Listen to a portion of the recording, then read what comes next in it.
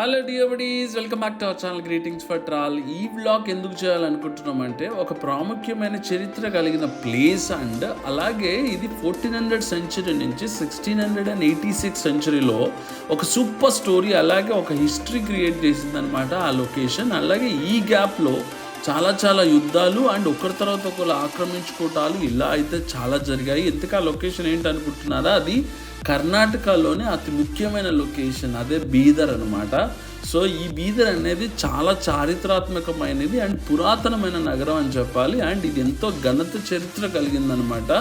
And ఇక్కడ ఏంటంటే నగరానికి జిల్లానికి ఒకటే పేరు ఉండడం ఇక్కడ విశేషం అనమాట. అండ్ ఇలాగే అటు మహారాష్ట్రకి ఇటు తెలంగాణ బార్డర్లో ఉంటుంది ఇది. అండ్ ఈ లొకేషన్ ఏంటంటే ఇయర్ మొత్తం కూల్ ఉంటుంది, అదే ఇక్కడ స్పెషల్.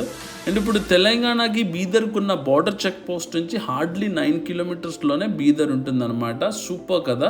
అండ్ ఇక్కడ మాట్లాడే లాంగ్వేజెస్ ఏంటో తెలుసా మీకు? కన్నడ, మరాఠీ, ఉర్దూ, తెలుగు, లంబాడీ అండ్ హిందీ కూడా మాట్లాడతారు. అండ్ ఇవన్నీ లాంగ్వేజెస్ వాళ్ళు అయితే ఇక్కడైతే అవైలబుల్ ఉంటారు. అంటే ప్రీవియస్ ఇది ఒక ముస్లిం కమ్యూనిటీకి సంబంధించిన ఎక్కువ జనాలు అయితే ఇక్కడ ఉండేవాళ్ళు. మెల్లమెల్లంగా అందరూ చేంజ్ అవుతూ రీలొకేట్ అవుతూ వచ్చారు. సో ఇక్కడ బీదర్లో మనం చూడాల్సిన ఫస్ట్ ప్లేస్ ఏంటంటే బీదర్ నడిబొడ్డున ఉన్న ఒక చాబర్ టవర్ అనమాట. దీన్నే చాబర్ క్లాక్ టవర్ అని కూడా అంటారు. అండ్ ఇది చాలా చారిత్రాత్మకమైన కట్టడం. అండ్ ఇది చాబర్ అంటే ఏంటంటే 4 సైడ్స్ చూడదగిన కట్టడం అన్నమాట. అంటే 4 సైడ్స్ చూసినా అది అలాగే ఉంటుంది. దీని ఎత్తు వచ్చి 70 సెంటీమీటర్స్ ఉంటుంది. ఆల్మోస్ట్ దీని పైకి వెళ్ళడానికి స్టెప్స్ కూడా మనకు అవైలబుల్ ఉంటాయి. అలాగే నెక్స్ట్ ప్లేస్ ఏంటనుకున్నారా? సో మహమ్మద్ గవన్ మద్రసా అనమాట. అంటే మహమ్మద్ గవన్ యొక్క మద్రసా ఏంటంటే ఇది కర్ణాటక బీదర్లో ఉన్న ఇస్లామిక్ కళాశాల అనమాట. ఇది 1460 సంవత్సరంలో నిర్మించబడింది, అంటే 15th సెంచరీలో.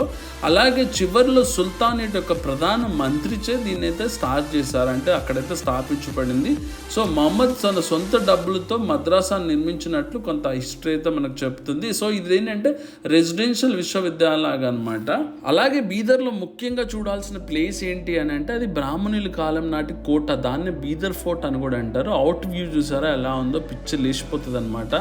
సో ఇది ఇప్పుడే ఇలా ఉందంటే ఇంకా అప్పుడు ఎలా ఉండేదో చూడండి, అసలు ఊహించుకోవడానికి అది అమేజింగ్గా ఉంది. అండ్ ఇది సుల్తాన్ అల్లావుద్దీన్ బ్రాహ్మణ్ కట్టించారనమాట. ఇది 1427 కాలం సంవత్సరంలో ఇది. అలాగే వీడియోలో చూస్తున్న ఆ కోట వాల్కి రోడ్కి మధ్యలో ఒక 3-4 లేయర్స్ ఉన్నాయి అనమాట. ఆ లేయర్స్ ఏంటంటే ఆ కాలంలో ముసళ్ళు అలా కొన్ని విషపు జంతువులను అక్కడ వదిలేవాళ్ళు అనమాట. అంటే ఎవడు ఇవతల నుంచి కోట వాల్ వరకు రావడానికైతే ఆస్కారం లేదనమాట. ఒకవేళ వస్తే వాడు సచ్చాడనమాట. సో అలాగే ఈ కోట వ్యూ అంటే ఇక్కడ నుంచి చూస్తే ఆల్మోస్ట్ బీదర్, హాఫ్ బీదర్ మనకు కనిపిస్తుంటుంది. ఇంకా కోట పైకంతా ఎక్కిన తర్వాత చూస్తే మొత్తం బీదరే కనిపిస్తుందేమో. ఒకసారి ట్రై చేద్దాం మనం కూడా.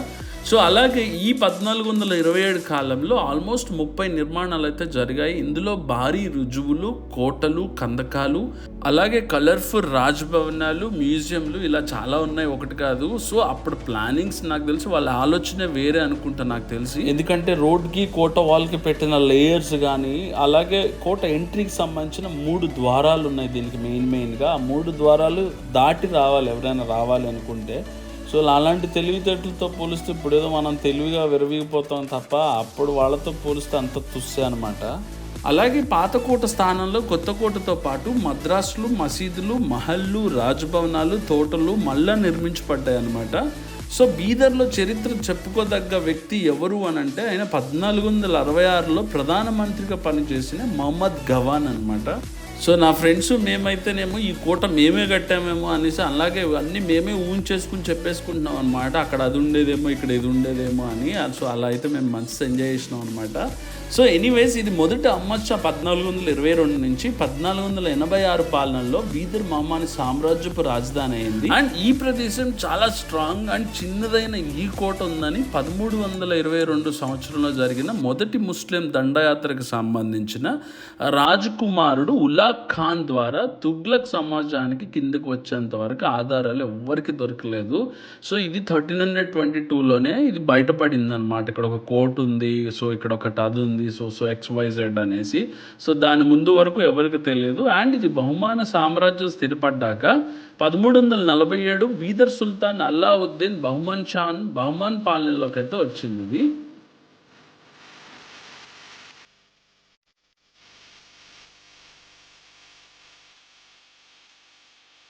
అలాగే 1656 సంవత్సరంలో మొఘల్ చక్రవర్తి ఔరంగజేబు ఆక్రమించుకునే వరకు ఈ కోట బాద్షా సామ్రాజ్యం ఆధీనంలోనే ఉందన్నమాట. అండ్ బీదర్కు ఒక ఓల్డ్ నేమ్ కూడా ఉండేదన్నమాట. అదేంటంటే మొహమ్మదాబాద్. సో మొహమ్మదాబాద్ అనేది బీదర్ ఓల్డ్ నేమ్ అన్నమాట. సో ఈ నేమ్ కూడా ఇతని టైంలోనే పెట్టబడింది. అండ్ అలాగే ఆ కాలంలో యూజ్ చేసిన పనిముట్లు కానీ, అంటే వాళ్ళు వాడిన తుపాకులు కానీ, అలాగే వాళ్ళు యూజ్ చేసిన థింగ్స్ అన్నీ ఒక మ్యూజియం లాగా భద్రపరిచారనమాట. అది ఈ కోటలోనే అవైలబుల్ ఉంది. సో ఈ కోటలోకి ఎటువంటి ఛార్జెస్ ఏవి తీసుకోరు, ఇది కంప్లీట్గా ఫ్రీ. అలాగే ఈ మ్యూజియంలో కూడా లోపలికి వెళ్ళి చూడొచ్చు.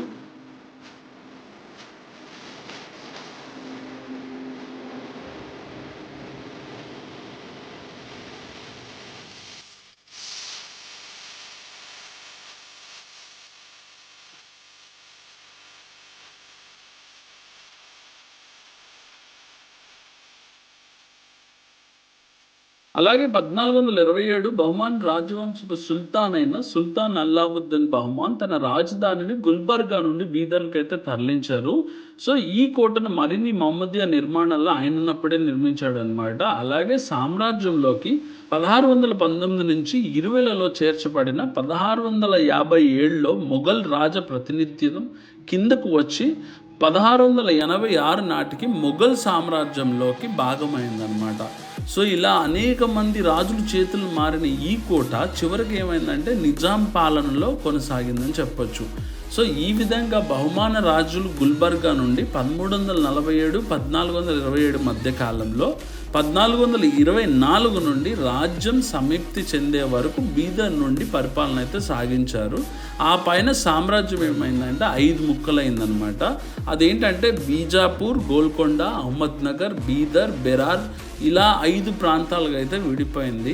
సో భారత స్వాతంత్రం తర్వాత 1956లో బీదర్ మైసూర్ ప్రస్తుత కర్ణాటకలో భాగస్వామ్యం అయిందన్నమాట. అలాగే ఈ కోటలో మేము గమనించింది ఏంటంటే ప్రతి కోటకి అండర్ పాసేజెస్ అయితే చాలా ఉన్నాయి అనమాట. అంటే సొరంగాలు అంటారు కదా, అలా ఒక కోట నుంచి ఒక కోటకి చాలా ఉన్నాయి అండర్ పాసేజెస్. సో ఈ కోట పైనుంచి చూస్తే ఆల్మోస్ట్ బీదర్ అంతా కనిపిస్తుంది. చాలా బ్యూటిఫుల్గా ఉంది. ఎంట్రీ కంప్లీట్గా ఫ్రీ. తప్పకుండా మీరు వెళ్ళి చూడాల్సిన ప్రదేశం అనమాట. సో ఈ బీదర్ అనేది చాలా చెప్పాను కదా, చాలా ప్రాముఖ్యం అనేది 100% మీకు నచ్చుతుంది. అలాగే ఇక్కడ నుంచి ఒక 4 కిలోమీటర్స్ ట్రావెల్ చేస్తే మనం ఫోర్ట్ నుంచి మనకి గురుద్వార్ అనేది వచ్చేస్తుంది అనమాట. ఇది ఎగ్జాక్ట్లీ బీదర్ బస్ స్టాండ్కి క్వైట్ ఆపోజిట్లోనే ఉంటుంది. దీన్నే గురునానక్ జీరా సాహెబ్ అంటారు యాక్చువల్లీ. సో గురుద్వార్ నానక్ జీరా సాహెబ్ అనేది ఒక సిక్కు చారిత్రాత్మకమైన టెంపుల్ అనమాట. ఒక ఇంపార్టెంట్ టెంపుల్స్లో ఇది ఒకటి అనమాట బీదర్లో. సో గురుద్వార్ నానక్ జీరా సాహెబ్ 1948 సంవత్సరంలో నిర్మించబడింది మరియు ఇది మొదటి సిక్కు గురునానక్ దేవ్జీకి అయితే అంకితం చేయబడింది అనమాట.